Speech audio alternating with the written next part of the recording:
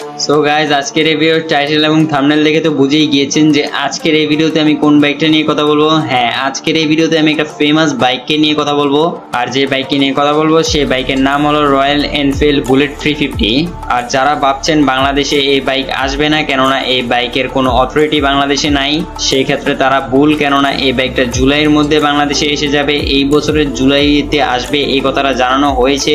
এখন আসলে এই বাইকের প্রাইস কত হবে, এছাড়া এই বাইকের স্পেসিফিকেশনে কি কি থাকছে সেগুলো আজকের এই ভিডিওতে জেনে নিব। তো চলেন বেশি কথা বাড়াবো না, ডাইরেক্ট ভিডিও মেইন টপিক নিয়ে কথা বলবো। বাট ভিডিও মেইন টপিকে যাওয়ার আগে আপনারা যারা এখন আমার চ্যানেলটিকে সাবস্ক্রাইব করেননি, সাবস্ক্রাইব করে দিন। ভাই দেখেন, সাবস্ক্রাইব কিন্তু ফ্রি হয়, করতে কোনো টাকা লাগে না। যেহেতু সাবস্ক্রাইব করাটা ফ্রি হয় তাহলে আর দেরি কিসের, এখনই।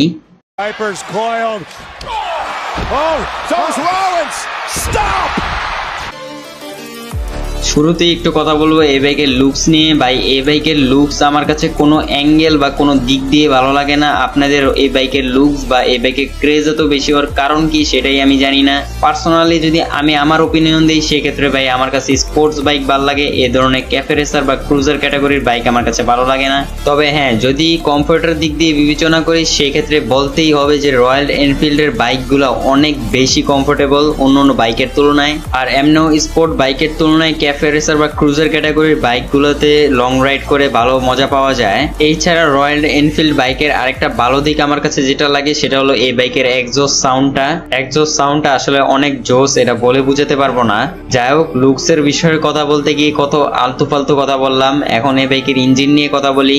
এই বাইকের ইঞ্জিন হিসাবে আপনারা পাবেন 349 সিসির 4 stroke 2 valve single cylinder air cooled plus oil কুলেটের এফআই এসওএসসি একটা ইঞ্জিন।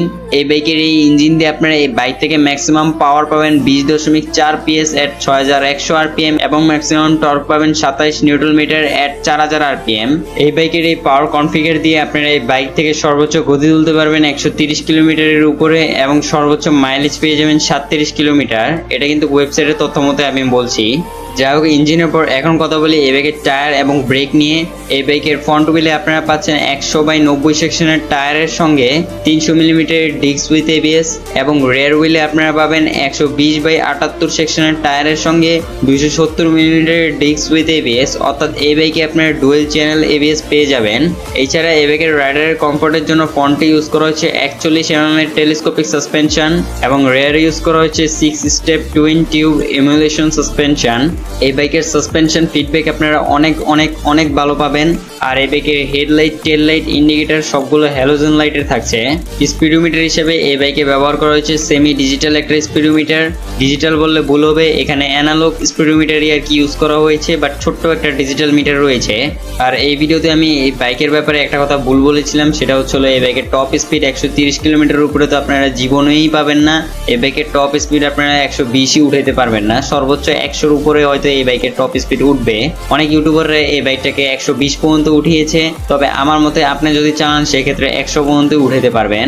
আর যদি এর বেশি টপ স্পিড উঠাতে পারেন সেই ক্ষেত্রে আমাকে অবশ্যই মেল করে জানিয়ে দিবেন যে ভাই আমি উঠাতে পারছি।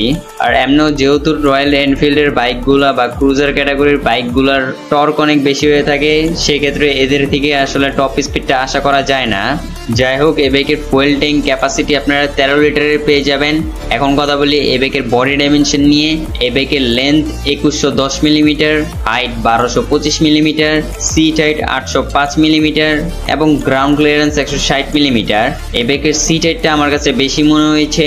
এখন জানি না এটা কি ওয়েবসাইটে ভুল দেওয়া নাকি সঠিক দেওয়া। আমার মতে এই বাইকের সিট হাইট 770 মিলিমিটার হওয়ার কথা।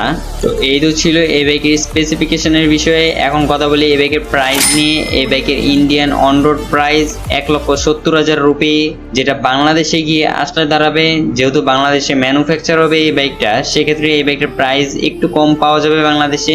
আমার মতে এই বাইকটার প্রাইস 3,50,000 টাকা হবে।